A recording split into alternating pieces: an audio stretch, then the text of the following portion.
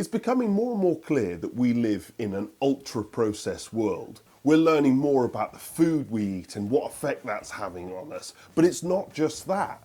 We sit down to watch a film and then we're scrolling through TikToks. We want a soundbite rather than a lecture.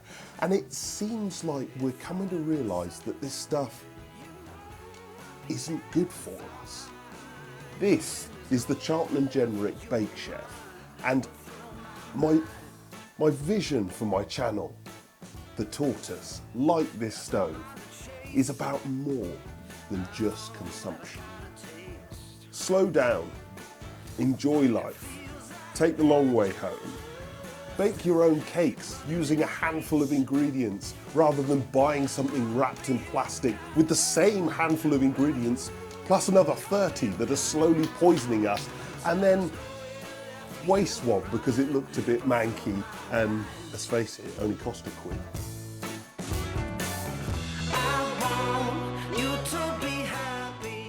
They don't make a whole load of options with this stove, and because of where the top lid is, you have to have a 5-inch pipe. You can't have an insulated pipe or 6-inch pipe, it's got to be the right pipe. But you can then switch it above the height of this when it's open, and this heat shield is an optional extra which you can fit to it to get the distances behind this cooker down to just 75 mil. This obviously accounts for the heat coming out the back of that pipe, but that's quite a useful addition. Okay, let's light it.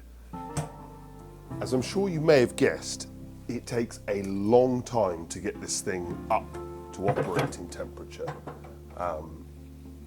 It is, there's a lot to heat up here, but once you have heated it up, it's nice and easy. I say nice and easy. It's nice and easy to keep it at that temperature because there's so much metal to heat up. It takes a long time to cool down. Same story as always, just, lots of gaps. Slowly get smaller as you work up. Then a fire lighter. Okay, then at this point, I leave the door ajar. I open up the flue diverter, which stops heating the oven and just allows the heat straight up the chimney, and have the air vent fully open as well. See how we get on. Interestingly, in terms of getting the flue to temperature, we're already at operating temperature for the flue. So at this point, I close my door, and then the right-hand side lever, I pull forward, and that diverts all the flue gases, stops it going up the chimney, diverts it all round this oven, and starts heating that oven up. And then capture the holes on either side, because that's where the smoke gets drawn round when you close it off. That's the bit that takes some time. As you can see, it's reined straight back under control. Haven't closed it down at all, but we now have to very gradually heat the oven, which does take a while.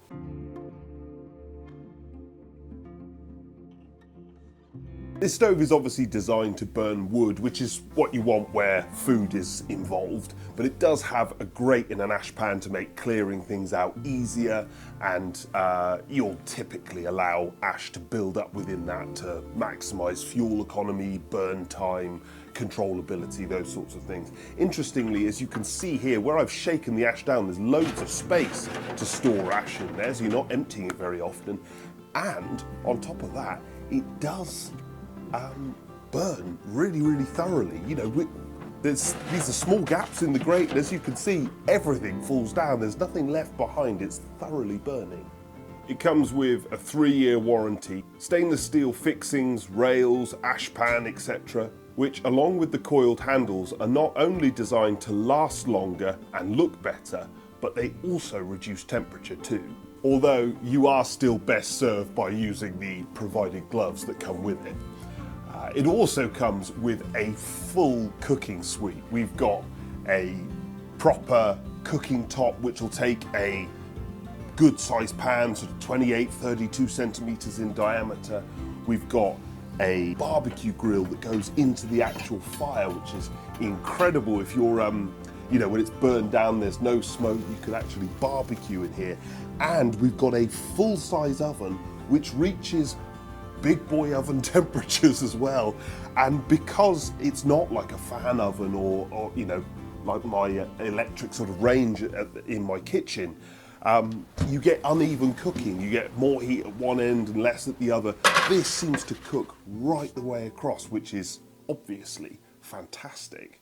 It's very heavy and toughly built, as I found out in the first impressions video, and it holds its heat superbly. Getting this to temperature does take some serious time. You've got a lot to heat up, but the real advantage with that is that once it is at temperature, it holds its temperature really, really well. So when you're cooking, when you're trying to use it in a functional way, you can rely on it. It holds its temperature and it cooks beautifully evenly.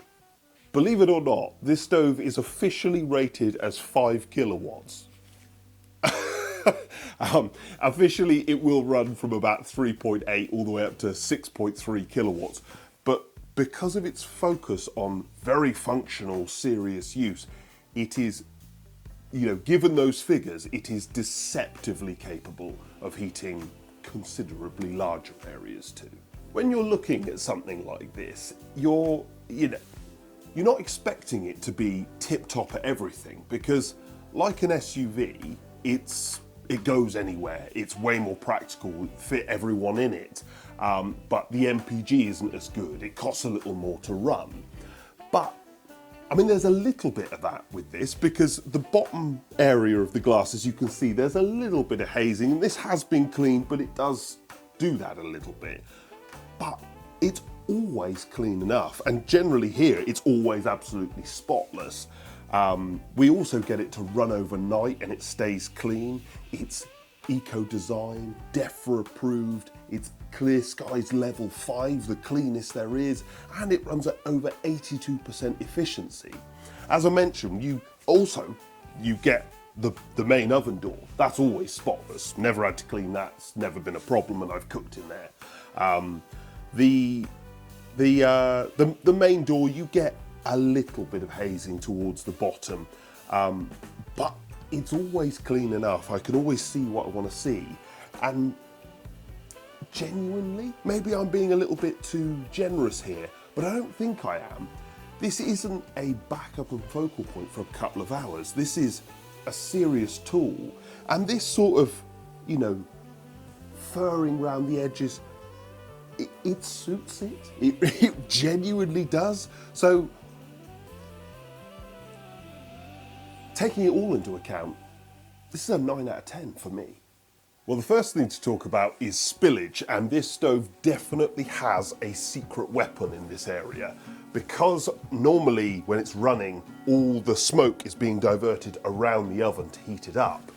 Every time you open it, you can flick that diverter out of the way, and suddenly you've got no issue, even when it's full like this, with any sort of spillage, because the smoke's going straight up the chimney, so it's very, very easy for it. Even with new fuel, I'm not expecting to get any spillage at all.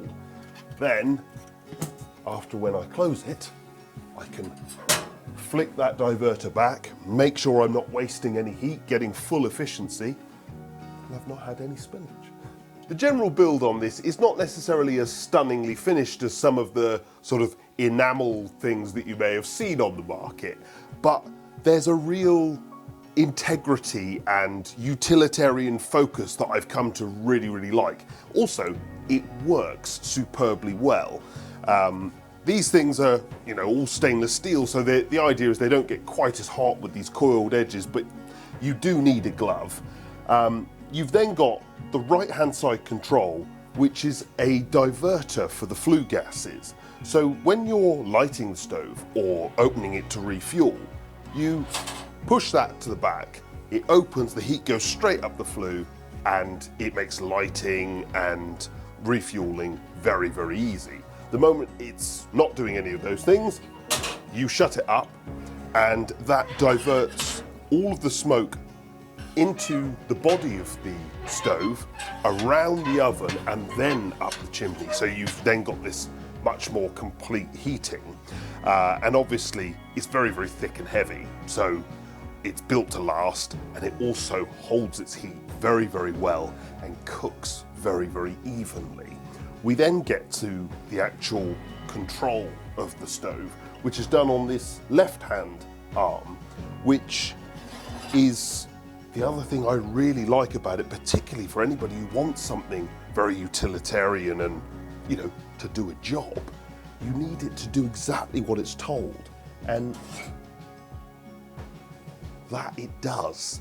It shuts down instantly, and you can burn it for hours and hours and hours, and you can dial it in exactly where you want it. I've been able to keep this thing at bang on 200 because that was appropriate for cooking, or nudge it down and have it at 180. Those things take time, but the precision of it is genuinely impressive. No joke, both me and Amy agree, this is better than our electric range, without a shadow of a doubt. It's miles better. Well, as I'm sure you can imagine, buying something like this is not a cheap thing, but from there, it's got you pretty well covered. I will say that to get the flue up to temperature, when I was testing that, you flick the diverter and you can get the flue up to temperature in about 10 minutes, quarter of an hour, so very normal for a stove. However, once you then divert it around the oven, I did have to experiment with different places of where to put the thermometer to get a sort of as fairly accurate a reading as I could. So it's a slightly unfair test, but you know, I've tried to be sensible with it. We obviously test fuel economy by getting the stove fully up to operating temperature and then burning a single net of kiln-dried logs on it to see how long it will maintain at operating temperature. And obviously it took like 2 hours to get this thing fully up to temperature. So it takes loads more fuel, loads more effort to do all of that process. But once you've got it there, then it just holds itself forever. Out of a single net of logs, we could get comfortably over 13 hours out of a net of logs, which is obviously a lot. And obviously I've put the thermometer here on the side of the thing. Right now it's running bang in the middle of best operation, 350 degrees, and I will have been trying to keep it towards the lower end of that all day. It will run overnight with ease. It is a very economic piece of kit and does an excellent job, but yeah, slightly or quite a bit different to the normal stoves we test. Yeah, I don't think I've ever had one before where it took 2 hours, 2.5 hours to get up to temperature. Okay, slightly controversially, I don't like this, but that is an easy solve. Stop laughing. It's also obviously very, very heavy, and it hurt me, as you saw in the first impressions. It really hurt me. So you were in bed for 2 days. I was in bed for 2 days. It takes an age to heat up. I mean, it's to be expected. This is not something you use for a couple of hours in the evening. This is a serious tool, but it takes 2.5 hours to get up to temperature. And, you know, all cookers like this do. The other thing, if I'm being critical, is that you do need to get the stove very hot to get the oven properly up to temperature. But that will mean that the top plate is often too hot for what you might be planning to do with it. So there does need to be some forethought to get the right conditions for what you're planning to make. And, you know, once you've got it up to temperature, all these handles, everything, the controls, they all get hot. So you do need to use a glove, so you can't just grab them. But from there, it's quite a special thing. I've looked at, is it clean? Yes, 9 out of 10. The control and the build of it, yeah, 9 out of 10. Fuel economy, yeah, brilliant, 9 out of 10. The lighting of it. Now, I'm keen to say here, it would have been 10 out of 10. It's got that little diverter valve. It is incredibly easy to light because you open up the valve, it just bursts into life. The only reason I'm giving it a 7 out of 10, and this is an unfair thing to say, it's just that I obviously test a lot of stoves, and if I was testing all cookers, it would probably remain a 10 out of 10. But compared to stoves, this takes 2.5 hours to heat up. The next thing takes a quarter of an hour to heat up. So there is obviously a big difference there. Make no mistake though, this is a properly accomplished product. This is not a toy, it's the real thing. There are loads of toys out there. I've obviously released a video recently of my top 3 cooking stoves. And you know, if you're really focused on cooking, this blows them out of the water. They still have their place, but this is a very different thing. I mean, you know I love a car analogy, but basically most things are like somebody's SUV. You know, most of us don't need an SUV. It's a toy, it's a bit of extra, it's a gimmick, and maybe it's a bit more utilitarian. You know, there's a few things that are useful about it, but this is a tank. This isn't a bit of extra. This is something unrecognizable, totally different. You can't even compare a tank to an SUV. They are something totally apart, and it's superb, really, genuinely superb. I realise it's not going to suit everyone, but if you are that person who wants a proper focus tool, then yeah, this is in a totally different league. I also want to say that almost sort of organically, every time I've lit this thing, which is a lot, we've cooked on it. I've cooked something on it. Even, I don't do a whole lot of cooking for my children. Don't laugh. But I like, you know, the other day I'm at home with them, it's half term or whatever, and I'm cooking their lunch on it. It just wills you to do it, and it's so much more fun and so much better than your electric oven or your normal oven at home. Everything about it just wills you to enjoy it. The only downside for me with cooking on it is so like putting things in the oven and like cakes or like, you know, you've I don't know, like potato wedges, like, you know, putting them in the oven and then taking them out, fine. What I wouldn't want to do is stand in front of it and make a sauce on top. Do you know what I mean? Yes. It's so hot. There's plenty of heat coming off it. Yeah, so that's probably the only doubt in terms of like cooking on it. Like, so you could boil a kettle on it. Yeah, because you walk away. Cook some vegetables on it, because you put them on and you... Put them on and clear off. But if you're making like a bolognese or you're doing anything that needs like... stirring and whatever else. A roux sauce, I'm not going to be drawn to it. No, I mean, when I was doing that, I stood to the side. Right, interesting.